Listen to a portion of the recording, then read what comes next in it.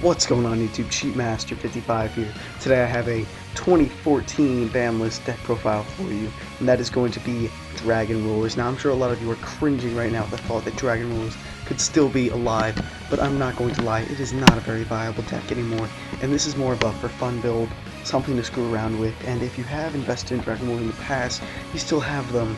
You might want to try out this variant. It is something fun, and it actually is slightly competitive, and I do have a lot of fun with it, so I'm going to explain how this deck is still playable and still kind of fun, but it is a lot more skill-based, which is something I really do like now, because now you're not just crapping out monsters every turn.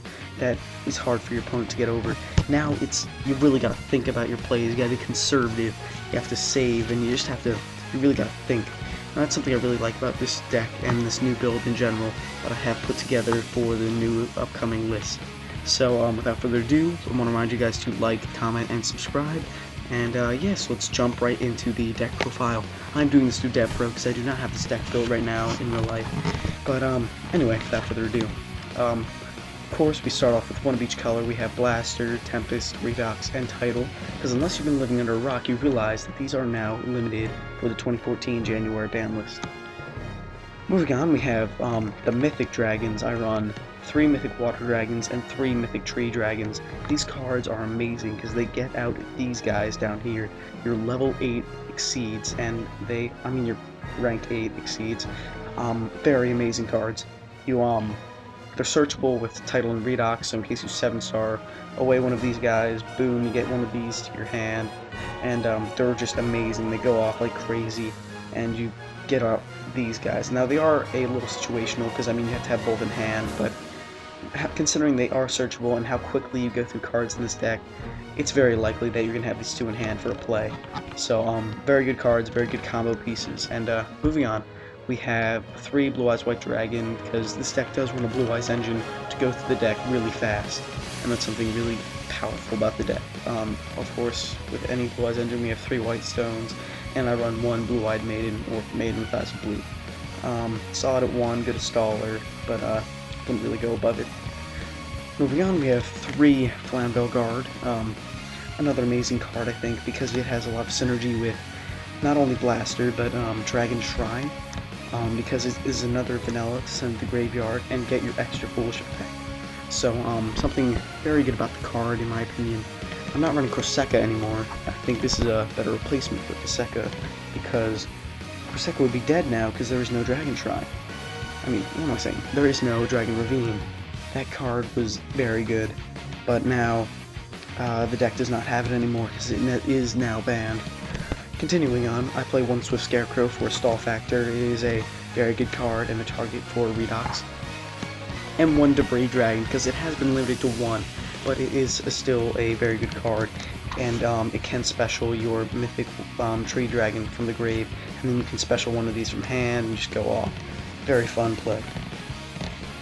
Moving on to spells now, I play 1 Dark Hole, 1 Burial from the Different Dimension. This gets your banished dragons back into the graveyard so you can continue using them. You have to, like I said, you have to be a lot more conservative with this deck, but if you do end up with a lot of your colors banished, you can put them back in with this card, which is something very good, in my opinion. Moving on to the 3 cards consonants, you do plus with White Stone. As I'm sure most of you know, you get to add the Blue Eyes to your hand, which of course you can trade in away, which is very good. You also can, your other target for card consonants is obviously Flambeau Guard, which is another really good thing. You really go through the deck fast with these 2 cards in combination. Trade-in also has 6 targets, which is Mythic Water Dragon and Blue Eyes White Dragon. So you can, you're really going through the deck really fast. There's a lot of draw power here, and that's something that the deck still has going for it, in my opinion. Continuing on, we have 1 Sacred Sword of 7 stars, because it has been limited to 1 on the new list. It had to happen, so I'm not complaining. And still at 1 it is a good card. You still can plus with the dragons because they all are able to search a card in this build.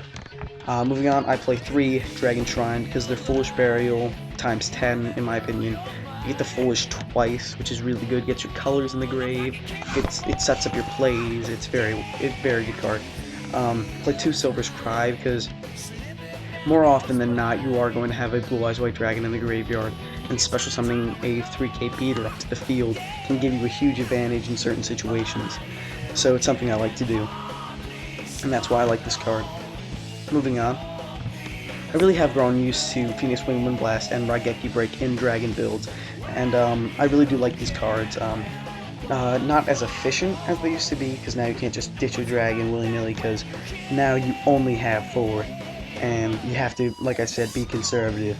But, I mean, I still really like these cards in E-Dragons, so I continue to play them. And I also play 1 Solemn Warning and 1 Bottomless Trap Hole, which in my opinion, these 2 are the better traps of the format. Continuing onward to the extra deck now, I play 1 number 11 Big Eye and 1 Mecha Phantom Beast Draco Sack for our rank 7s. And now, you're not going to be getting these out as often as you would have in the original Dragons. I think that goes without saying, but they are still plausible to get out with. For example, you can have Mythic Tree Dragon on the field along with a target title with Mythic's effect, and they are both level 7, and you can overlay into one of those monsters.